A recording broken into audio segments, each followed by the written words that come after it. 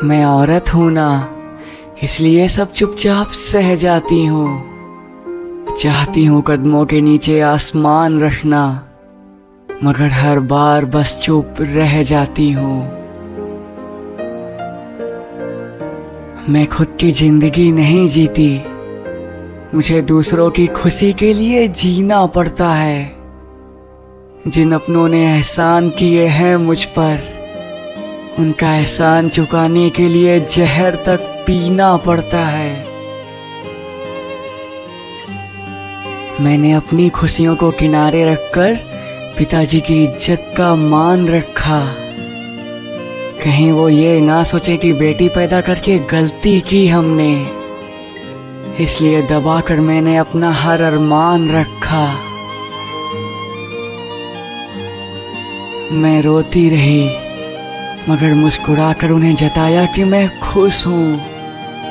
कई बार मन में आया कि मैं उनसे अपने दिल की बात खुलकर कह दूं, मगर मैंने रोक लिया ये सोचकर कि मुझे जो पसंद है मैं वो पा नहीं सकती। मैं तो बेटी हूं ना, मैं उनके फैसले के खिलाफ जा नहीं सकती। मैंने वो किया जो शायद हर बेटी का फर्ज बनता है, मगर अफसोस जमाना इसी के लिए हमें बेवफा समझता है। जिसे चाहा दिलो जान से, वो भी मेरी मजबूरी को पहचान ना पाया। मैं मरती रही, शादी के दिन तक उसे खुदा से मांगती रही, मगर फिर भी वो मेरे हालात को जान ना पाया। उसे लगा कि मैंने अपनी मर्जी से उसका साथ छोड़ा है। उसे क्या पता खुद को 1000 टुकड़ों में बांटकर उसका दिल तोड़ा है। आज अगर मैं अपने पिता का सर झुका देती, तो कोई भी बेटी सर उठा ना पाती। अगर मेरी वजह से लोग बेटियों को गाली देते, तो मैं तो जीते जी मर जाती। मगर वो भी सही है अपनी जगह, क्योंकि वो हर दुआ में मुझे ही मांगता था रोते हुए।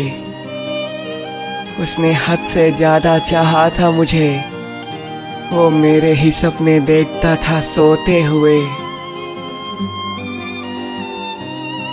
मगर बस एक गलती हुई उससे कि वो खुद को मेरी जगह रखकर देख ना सका। उसने अपना पहलू तो देख लिया, मगर मैं उसके बिना कैसे मरती रही, वो मेरे पहलू को जान ना सका। जिस दिन मेरी शादी थी, उसी दिन ये खत उसके नाम लिख रही थी मैं। उस दिन मेरी शादी नहीं हुई, घर वालों की इज्जत के लिए किसी गैर के हाथों बिक रही थी मैं। और जब वो मुझ में अपना अंश बो रहा था, तब भी मैं उसे ही याद कर रही थी। मर तो उससे अलग होते वक्त ही गई थी, बस एक जिंदा लाश बची थी जो उस वक्त एक बार फिर से मर रही थी।